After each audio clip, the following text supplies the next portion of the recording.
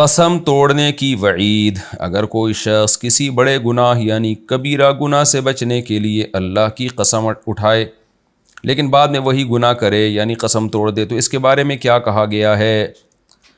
بھائی قسم توڑے گا تو گناہ بھی ہوگا. پہلے تو ایک گناہ ویسے ہی جو اس نے گناہ کیا اس کا گناہ، پھر قسم توڑنے کا گناہ. تو قسم توڑنے کی وجہ سے اس کو کفارہ ادا کرنا پڑے گا. 10 غریبوں کو 2 ٹائم کا کھانا کھلائے اور خود اگر غریب ہے تو 3 روزے لگاتار رکھے. طلاق کے بعد ساتھ رہنے والوں کا معاملہ.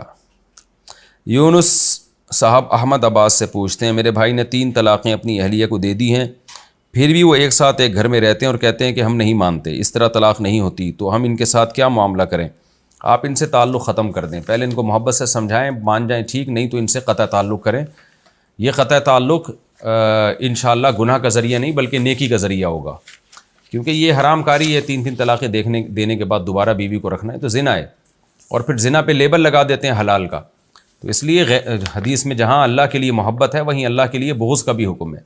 تو میں نہیں کہہ رہا کہ آپ ان کے دشمنی کریں، آپ ان سے بائیکاٹ کر دیں، بس ان سے ملنا جلنا چھوڑ دیں اور ان سے بولیں بھائی یہ حرام کام آپ نے کیا ہے. تو کیونکہ اگر اسی طرح لوگ خاموش رہے تو سوسائٹی میں بےغیرتی پھیلتی چلی جا رہی ہے. لوگوں نے طلاق کو ایک کھیل تماشا بنایا ہوا ہے. تو اللہ کے لیے محبت اور اللہ ہی کے لیے نفرت. تو قرآن نے صاف طور پر کہا فَإِن طَلَّقَهَا فَلَا تَحِلُّ لَهُ مِن بَعْدُ. مرد نے تیسری طلاق دے دی تو عورت حلال نہیں ہے، اور صحابہ کا تابعین کا اجماع ہے اس کے اوپر، 4 اماموں کا اجماع ہے. تو اس لیے آپ ان سے بائیکاٹ کریں، ان کو چھوڑ دیں تاکہ لوگوں کو عبرت حاصل ہو.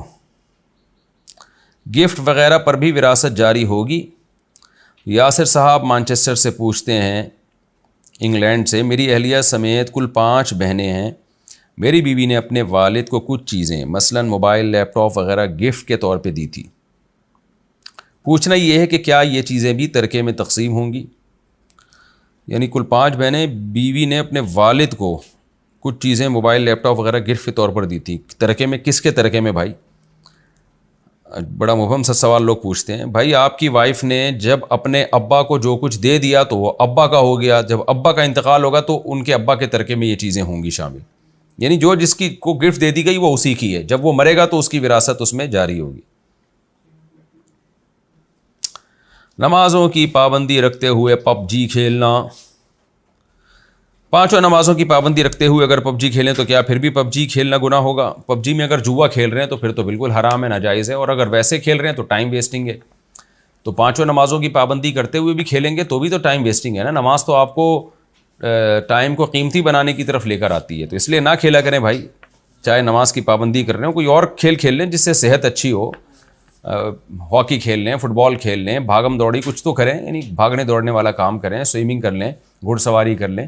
تو ایسے کھیل کھیلیں جس سے صحت اچھی ہوتی ہے.